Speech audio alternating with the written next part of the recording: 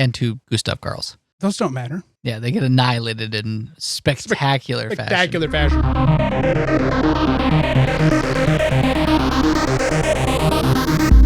Hello, my name is Steve. And I'm David. And you were listening to a special episode of Anime Plus. We are going to have a quick discussion about the second Mobile Suit Gundam Hathaway Flash movie. Mobile Suit Gundam Hathaway, the Sorcery of the Nymph Circe.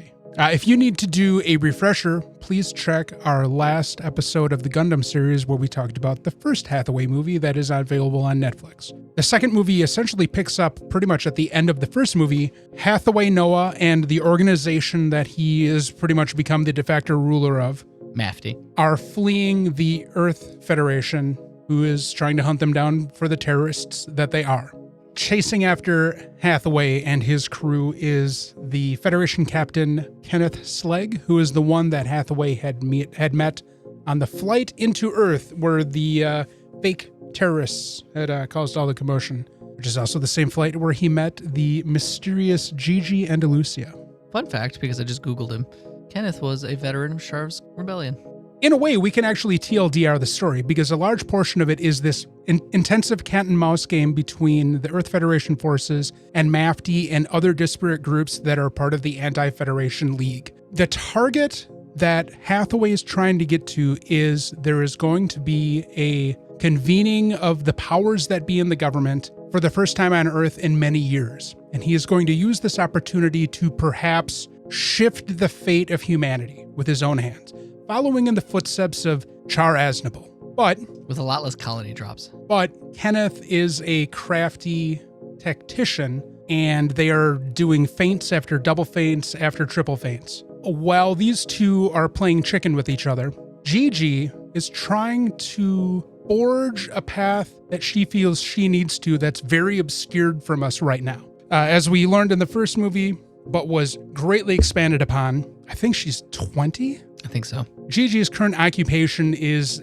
the mistress of an incredibly wealthy businessman of sorts. I believe he's up in the colonies. Okay. I don't remember his name. He's an aristocrat. He's a count. He has a plan that he wants to see come to fruition that he thinks she can manifest, but apparently she has ulterior motives. But for whatever reason, like every single Gundam, in at least the UC, we have this contentious love triangle that is the core of all of the problems. Gigi is directly playing favorites between Kenneth and Hathaway. Very much mimicking Hathaway's relationship with Char Aznable and Quess, who, speak of the devil, we find has been haunting the shit out of Hathaway. Yes. I mean, we knew that from the first movie, but man, it really kicked in with this one. Probably triggered by a lot of the stress of this, which may be the final action of Mafty. Mafty and his forces are on the move.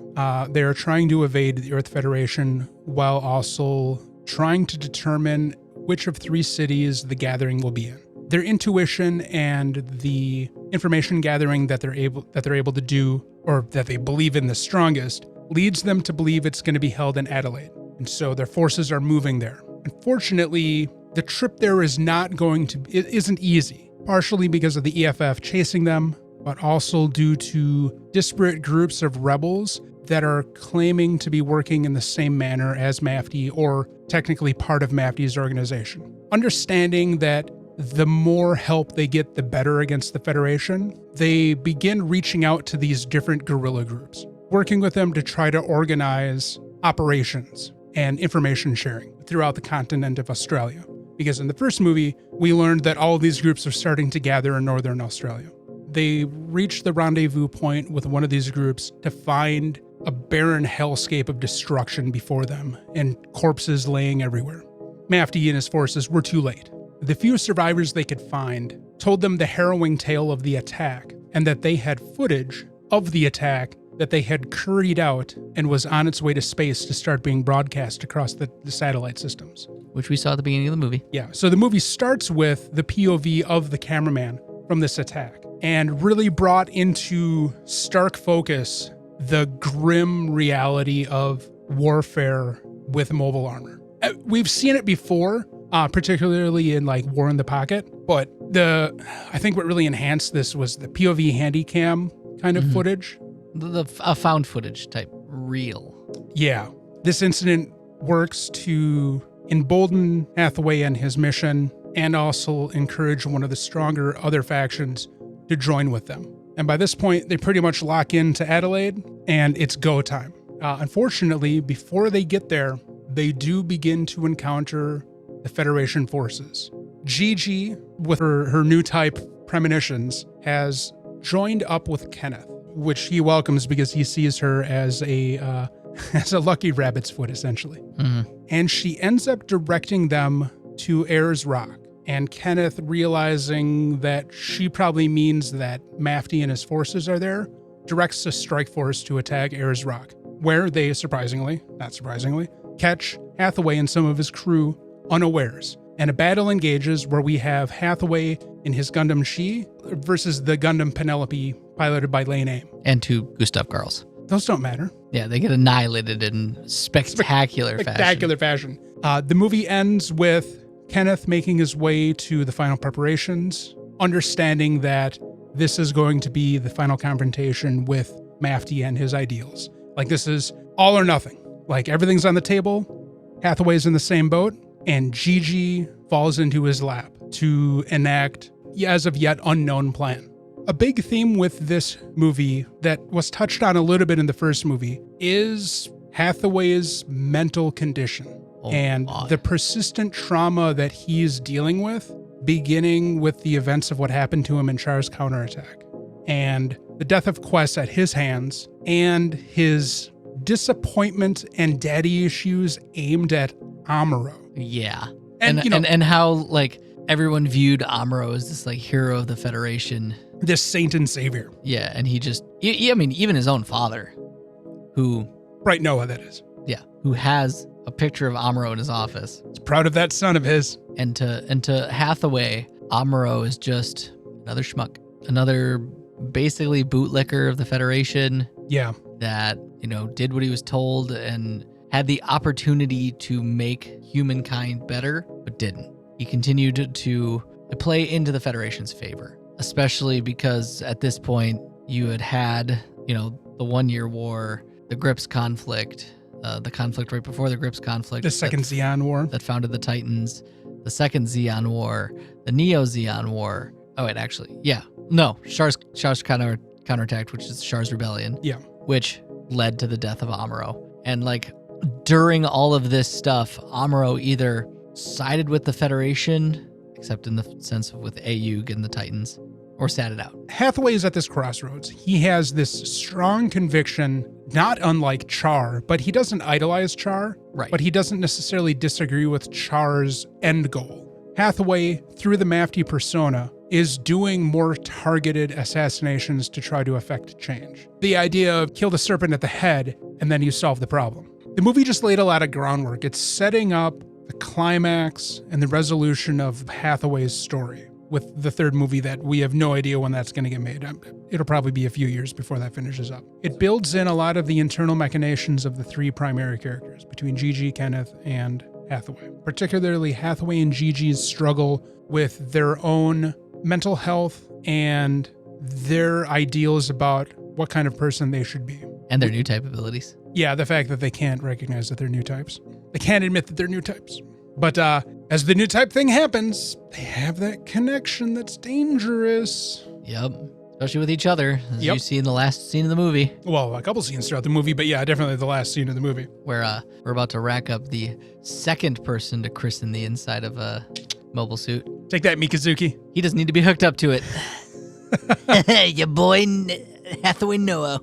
One of the underlying plots that weaves its way throughout the entire episode is a woman that Hathaway is or was close to, that he had been in a personal relationship for a long time, and through her love of him, she got dragged into the whole revolutionary thing as well. She is coming to terms with what she sees as a betrayal by this bond that Hathaway has with Gigi that she recognizes she can never have with him. And it's pretty much destroying her. And then Hathaway has this entire baggage of trying to free himself from mortal passions. He's trying to set himself up to an extreme of deep Buddhist nirvana chasing. Like, get rid of worldly possessions and desires and impulses. Yeah. And he's struggling with this new type connection that he has with Gigi. He knows this, ascribes to this, because if you think back to Char's counterattack,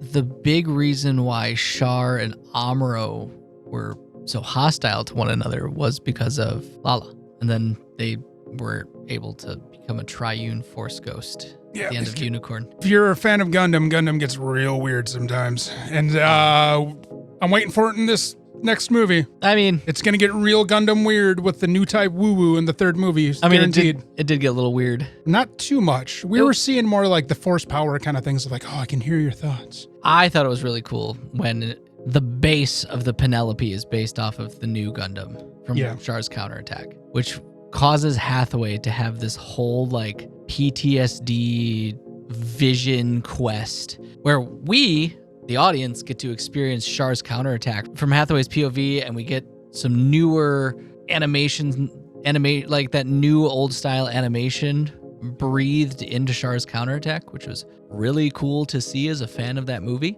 But on top of that too, we get a ton of just baggage and the emotional the emotional weight that Hathaway has against Amuro for the events of Char's counterattack, losing Quest and against himself in relation to losing Quest. And even what appears to be disdain for his father after Can you blame Char's him, though? counterattack. I mean, we joke about it all the time, but it's really the truth.